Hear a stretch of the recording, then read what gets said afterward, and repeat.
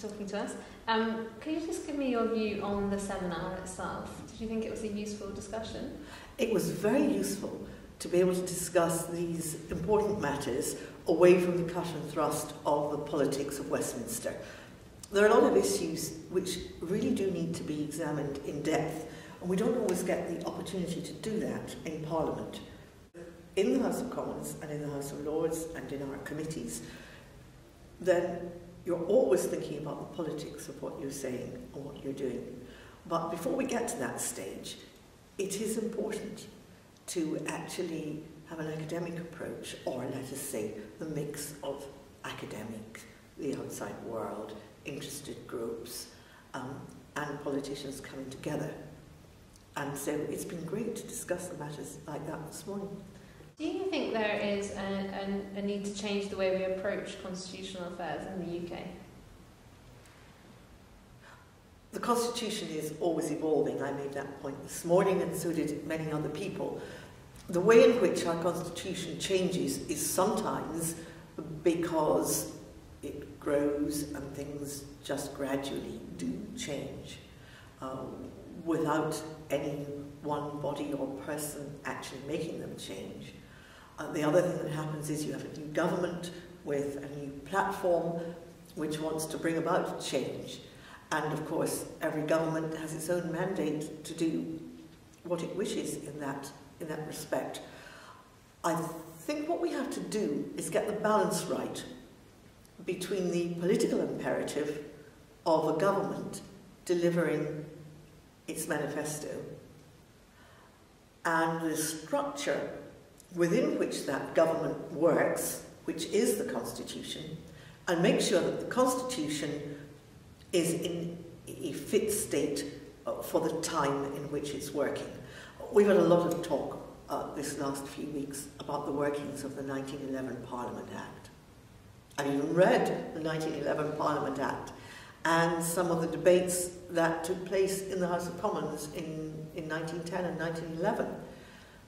And the main thing that's become obvious to me is, of course, that a century of political and constitutional evolution has made interpreting exactly how an act passed 100 years ago should be used now difficult. Of course, that's the challenge before us, but it's all part of evolutionary change.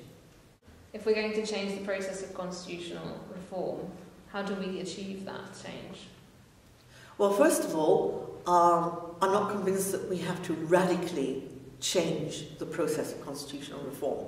I do believe that in the same way that the Constitution itself evolves, so does the process of change evolve. As to the proposition that the public should be involved in the process of constitutional change, I don't think you get much enthusiasm for it. I don't believe that the use of referendums should be more frequent than it currently is in the United Kingdom. We have a representative democracy. People think that if they go to the polls for a general election and elect a member of Parliament, that member of Parliament will stand up for their interests, and that that is the job of the member of Parliament. I do believe that there are sometimes, exceptionally, when the people ought to be consulted by way of referendum, but that should be an exception, not a norm. And therefore, the idea of public involvement in constitutional change, I think, is not one that runs. But that doesn't mean that I believe constitutional change and all that surrounds it should be left entirely up to politicians in Parliament. Far from it. The sort of seminar we've had this morning involving academics and people from think tanks, members of the judiciary and others, is very important. I do think that in considering something as important as the process of constitutional change, we ought to involve a wider section of the population, but not the world as a whole. The specific idea of distinguishing between ordinary legislation and constitutional legislation in the way that they're treated within Parliament was raised this morning. Do you think there's any merit in that proposal? Well, that already happens. In the House of Commons, as distinct from the House of Lords, in the House of Commons, a constitutional bill is taken on the floor of the House at all stages, which means it's a huge time commitment for a government to introduce a constitutional bill into the government programme. But, of course, the way in which a bill is defined as constitutional or not has not itself been defined. And it might be that we ought to have a more structured method of making the decision as to what is and isn't a constitutional bill.